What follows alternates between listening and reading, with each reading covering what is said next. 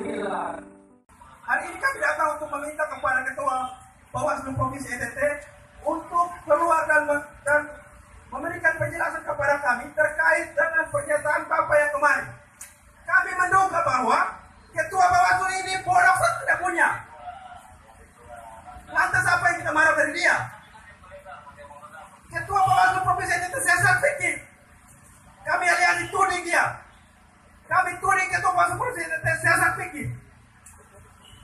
Sebab apa yang sudah disampaikan kemarin bahwa korban pemecatan mutasi jalur itu tidak mengenai pelanggaran atau tidak ada pelanggaran, tetapi komisi yang bersangkutan sendiri berbicara bahwa itu masuk dalam pelanggaran. Ini siapa yang salah? Komisi ASN yang salah atau Ketua Bawaslu yang salah? Ketua Bawaslu sendiri yang tidak mengerti aturan atau komisi ASN yang tidak mengerti aturan? Keluar dan berikan penjelasan kepada kami. Jangan membuat kami terkesan menuding Bapak sesat pikir. Bapak lihat semua kami yang di sini nih, kami semua alur, hei, kami kesal, kami semua alur. Yang dua sahabat sering bikin kacau, kami semua alur semua. Kalian mau macam-macam ini kali kita kacau. Foto juga sepeda. Kita kumpulkan semua perbedaan yang ada untuk membantu memberi hukuman buat kami.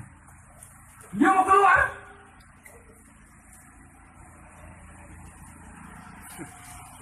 Jadi kami berharap Pak pegawai yang ada dalam sini tolong hubungi ketua, komisioner, dan para komisioner lain untuk bertemu dengan kami. Kami tidak akan pulang sampai bertemu dengan komisioner Bawaslu yang terhormat. Ada urusan dengan pilkada, dia akan dilantik tanggal 17 nanti. Silakan lantik. Tapi proses hukum untuk 2.300 orang yang tetap berjalan. Sampai kapanpun kita akan mengawal. Sampai mereka memperoleh kembali hak mereka. Memperoleh kembali hak mereka sebagai ASN. Memperoleh kembali hak mereka untuk menikmati hidup yang baik. Bukan hidup sesuai kemauan dari Bupati Amon Jogo. Saya senang dengan Gubernur NTT itu. Begitu tegas beliau. Harus diberi seluruh yang tidak beres ini. Yang kerjanya nafkah. Bodoh saya tidak punya. Urus persoalan jelas-jelas sudah ada pelanggaran ini. Kami ketika kami datang di Bawaslu itu, kami menyerahkan semua bukti-bukti. Bahkan video pun kami serahkan. SK pemecatan bupati kami serahkan. Tanggalnya jelas. Beberapa hari setelah bupati yang mencoba terpilih, itu dilakukan mutasi. Dan itu jelas dikatakan oleh undang-undang pasal 71 ayat 2 nomor 10 tahun 2016 itu, bahwa gubernur, bupati, wali kota, petahana tidak boleh melakukan mutasi atau pemindahan ASN 6 bulan sebelum pilkada dan 6 bulan setelah pilkada. Kenapa seperti itu? Untuk mencegah politik pasenda. Apa yang dilakukan Bupati Amon Jogo itu adalah politik pasenda.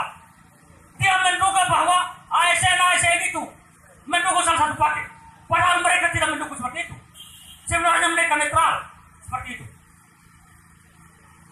Jelas-jelas tanggal surat mutasinya itu jelas. Beberapa hari saja setelah pilkada itu. Lalu kemudian Bawaslu NTT bilang tidak ada pelanggaran. Apakah itu namanya bodoh saja tidak punya? Apakah itu yang disebut oleh Gubernur NTT itu adalah nafkah? Kerjanya tanah dan tolong, memang tanaman. Kok itu jelas-jelas kalau tidak ada pelanggaran? Karena itu kami harus ketemu dengan Ketua Bawaslu dan 4 orang komisioner yang lain. Mereka harus ketemu dengan kami. Kami mau dengar apalagi yang mau mereka omong tentang SK yang dikeluarkan oleh Komisi Aparatur Sipil Negara itu. Selamat siang. Ya, baik. Bapak polisi, kakak adik semua yang di tempat ini. Saya Christopher Limo, Koordinator AMAPEK, terbentuk sejak Juli 2018. Waktu Juli terbentuk, baru 800 ASN yang dimutasi dan dipecat. Sekarang tertanda tanggal 5 kemarin, 5 Maret kemarin, tambah 1 orang, jadi genap 1.382 orang. Dan kami mendapat angin segar dari Komisi Aparatur Sipil Negara bahwa semua perjuangan kami kurang lebih hampir 1 tahun ini membuahkan hasil. Komisi Aparatur Sipil Negara mementahkan semua yang dikeluarkan oleh Ketua Tomat Jawas, Ketua Bawaslu NTT yang tidak tahu malu, yang tidak pernah melakukan pemeriksaan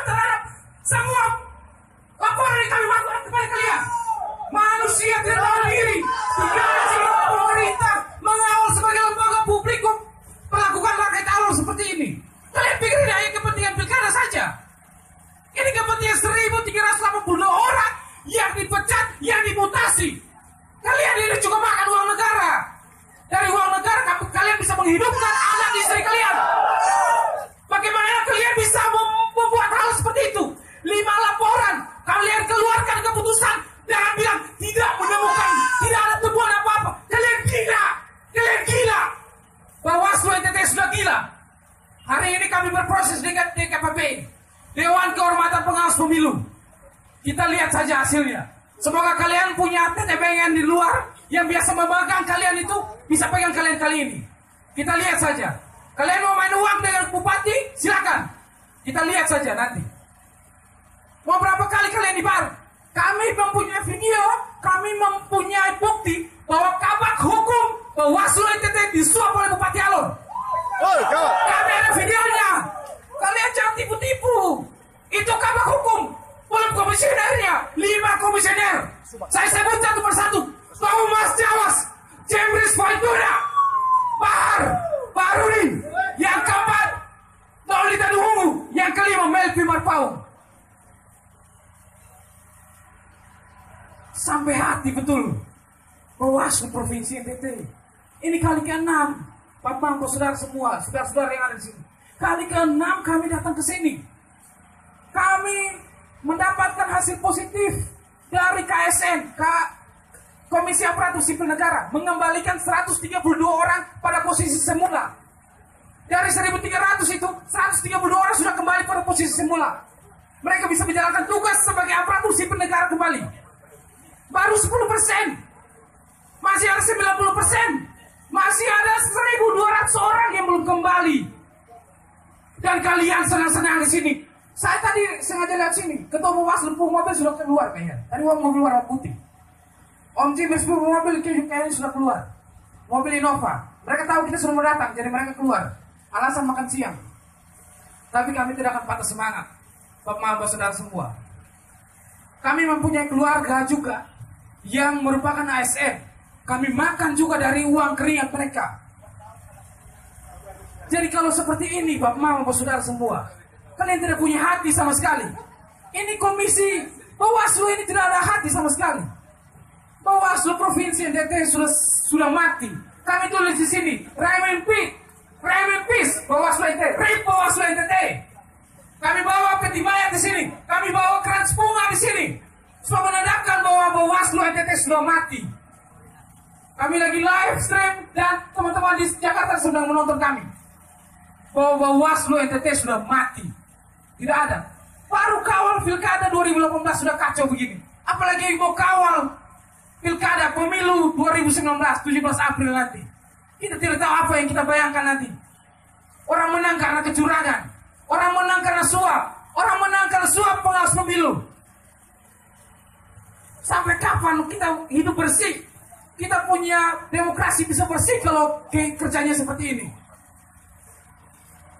Teman-teman masa aksi, kali ini kami didukung oleh pergerakan mahasiswa Islam Indonesia, salah satu Cipayung yang lahir sejak tahun 1960 sampai sekarang masih menyuarakan tentang keadilan, masih mencari tentang keadilan, suara-suara rakyat masih mereka suarakan. Kami hadir bersama OKP lokal yang ada di tempat ini, kami hadir bersama Perindra, kami hadir bersama semua elemen yang juga mau untuk membantu kami. Kali ke-6 kami datang ke sini Bapak-Bapak, saudara semua. Kali ke-6 juga kami mencoba untuk mengetuk hati dari Bawaslu.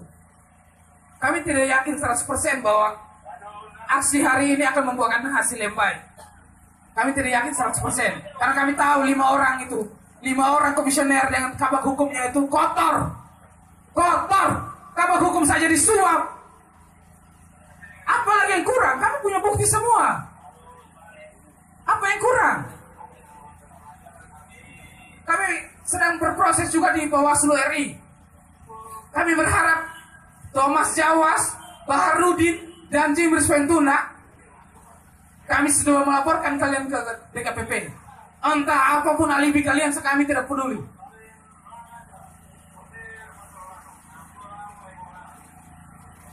Bisa-bisanya Januari kemarin surat dari Bawaslu RI turun, belum ada pemeriksaan. Sudah tiba-tiba ada keluar rekomendasi, keputusan dari Bawaslu Provinsi NTT bahwa tidak ditemukan temuan apa-apa. Hei, gila kah?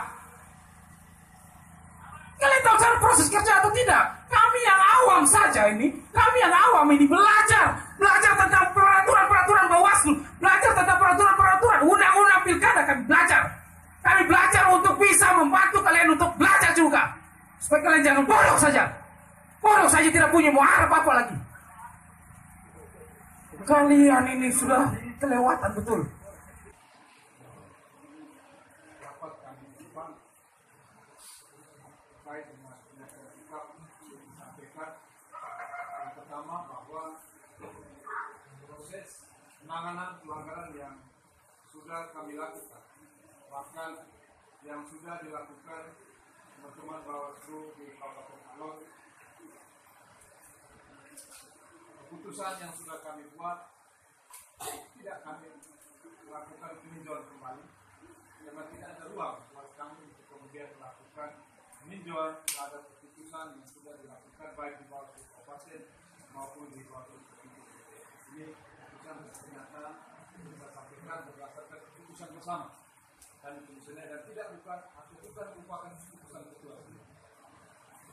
Kemudian yang kedua, terhadap rekomendasi KSN yang sudah disampaikan oleh B terkait dengan poin-poin tindak lanjut yang harus dilakukan oleh ketahanan dalam hal ini Bupati Amojobo terkait dengan edukasi dan pemindahan ataupun penempatan staf yang dilakukan oleh Bupati sesuai dengan rekomendasi KSN, itu harus ditindaklanjuti oleh Bupati selaku kepala yang punya kewenangan untuk kemudian menempatkan kembali para ASN yang sudah dipecat ataupun dilakukan proses penempatan staf yang dilakukan di Kabupaten Alor.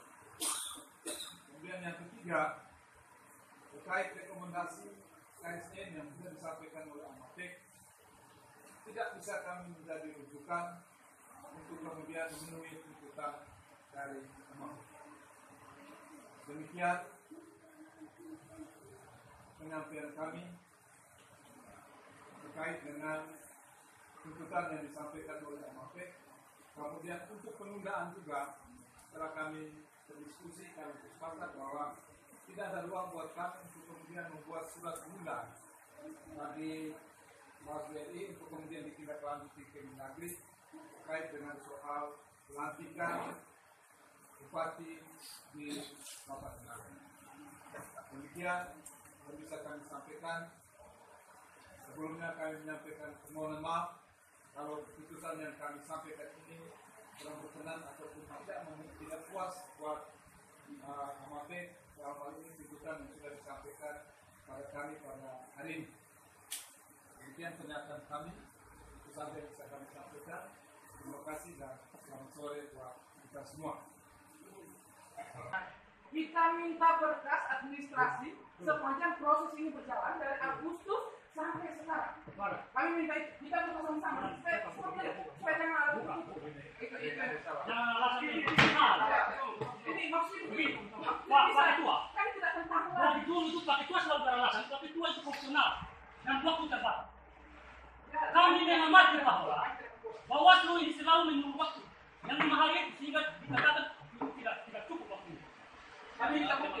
Oleh karena itu, buktikan profesionalnya di mana. Prosesnya seperti apa? Ahli yang mana yang dipakai? Nah, apakah ahli yang dipakai ini Dia lebih hebat dari KSN. Gini kami itu lain? Kalau tahu pernyataan Bawaslu. Jadi terkait pernyataan Pak Ketua tadi bahwa Pak Ketua sendiri sudah kerja secara profesional baik kami omong kosong dan wartawan baik kami Pak Ketua bicara di luar kebenaran. sekarang kami tanya begini. Waktu Pak Kabak Hukum itu terima Amun Jawa, siapa yang periksa? Kami ada bukti, Bapak yang periksa kan? Lalu kalau kita berpikir ya, ini misalnya strategi politik. Ini Kabak Hukum bermain ini strategi untuk siapa? Untuk mengamankan siapa? Maksudnya pertanyaan-pertanyaan orang awam yang coba kami tanyakan. Ini konek semua. Dan makanya kami minta berkas administrasi baik proses dari Agustus sampai kemarin Januari. Kami minta itu dihadirkan sih. Kami minta salinan. Itu yang pertama. Saya menjawab ada 4 poin. Yang kedua terkait dengan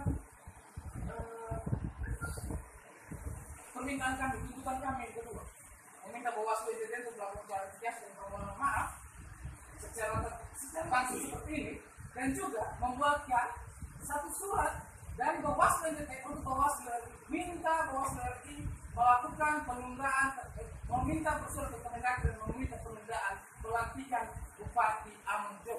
Karena apa? Karena dia masih dalam masa transisi saja, dia sudah menuntut hukum. Tidak ada hukum, satu hukum karena bisa untuk bikin ini bupati jadi tersangka apa? Tidak pernah ada.